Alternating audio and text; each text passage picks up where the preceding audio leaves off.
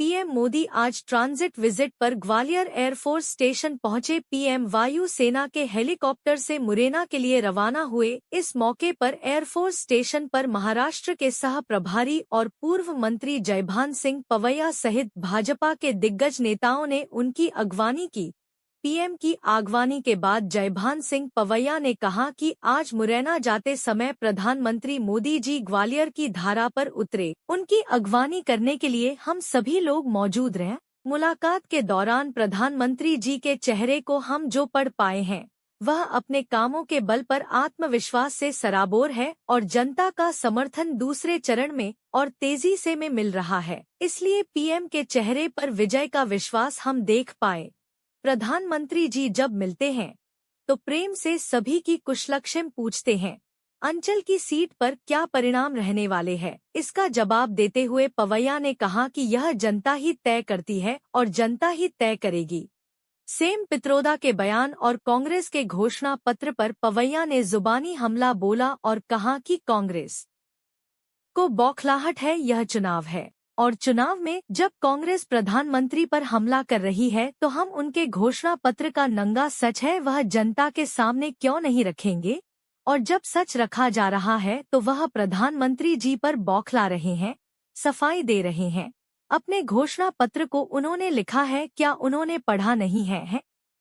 जनता को धोखे में रखना चाहते हैं और हम जनता के साथ धोखा नहीं होने देंगे। कांग्रेस के पास जब कुछ नहीं बचता है तो वह ध्रुवीकरण के हथियार का इस्तेमाल करती है। अल्पसंख्यकों के डर पैदा करना और भयादोहन करके अपनी पेटियां भरना कांग्रेस का इतिहास रहा है, लेकिन मुझे लगता है इसमें भी कांग्रेस असफल रहेगी क्योंकि मोदी जी के प्रति अल्पसंख्यकों साथ ही सभी वर्गों में विश्वास बढ़ा है।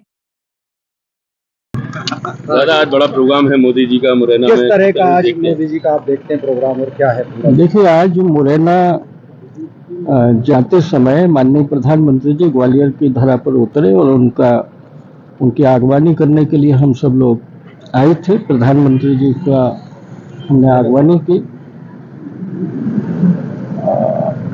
इतना ही कह सकते हैं।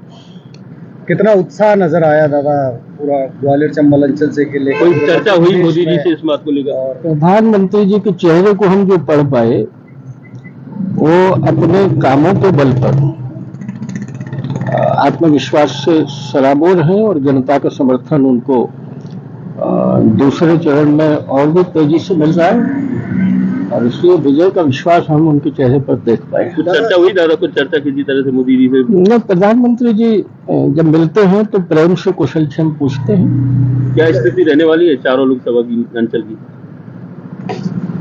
तो जनता तय करती है, जनता हमारे साथ है। दादा, एक सवाल ये है, सेम पित्रोदा का जो बयान सामने आया है और संपत्ति विस्तार कानून को लेकर उन्होंने बात कही है कि देश में इसकी चर्चा होनी चाहिए। पीएम मोदी भी कह रहे हैं कि मंगलसूत्र तक छीन लेंगे विपक्ष आएगा सरकार पर। यानी कांग्रेस की बौखलाहट है। भाई, ये चुनाव है और चुनाव में जब कांग्रेस प्रधानमंत्री पर हमला कर रही है तो हम उनके घोषणा पत्र का जो नंगा सच है वो जनता के सामने नहीं रखेंगे, और वो जो सच रखा जा रहा है तो प्रधानमंत्री जी पर बौखला रहे हैं, सफाई दे रहे हैं।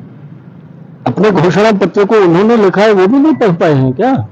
जनता को धोखे में रखना चाहते हैं और हम जनता के साथ धोखा नहीं होना चाहिए। विपक्ष ये भी बोल रहा है कि अगर एक बार फिर से पीएम मोदी की सरकार आ गई तो देश के जितनी भी मस्जिदें हैं उनको हटा दिया जाएगा, मंदिर स्थापित कर दिए जाएंगे उन जगहों पर, लगातार ये कानूनी। देखिए, कांग्रेस के पास जब कुछ नहीं बचता है तो वो ध्रुवीकरण के हथियार का इस्तेमाल करती है। अल्पसंख्यकों के भीतर भय पैदा करना और भयादोहन करके अपनी पेटियां भरना, ये कांग्रेस का इतिहास रहा है। लेकिन मुझे लगता है कि इसमें भी वो विफल रहेगी क्योंकि मोदी जी के प्रति विश्वास बढ़ा है सभी समुदायों को। अल्पसंख्यकों में कोई नाराजगी?